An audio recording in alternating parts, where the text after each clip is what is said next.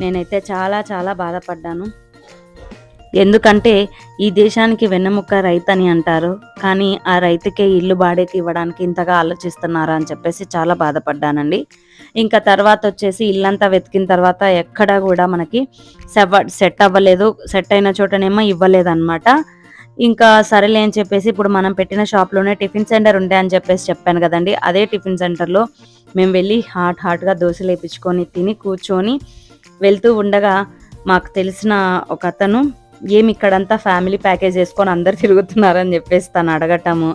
అంటే లేదు మేము ఇలా కొట్కూరుకి షిఫ్ట్ అవ్వాలనుకుంటున్నాము. కొట్కూరుకి షిఫ్ట్ అవ్వాలి అంటే మాకిక్కడ ఇల్లేం దొరకట్లేదు అని చెప్పేసంటే, సరే అయితే మీరు వెళ్ళండి ఊరికి. నేను మీకు మరుసటి రోజు చెప్తాను అని చెప్పేసి చెప్పటం జరిగింది.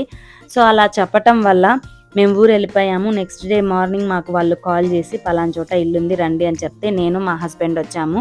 ముందు రోజు నేను, నా పిల్లలు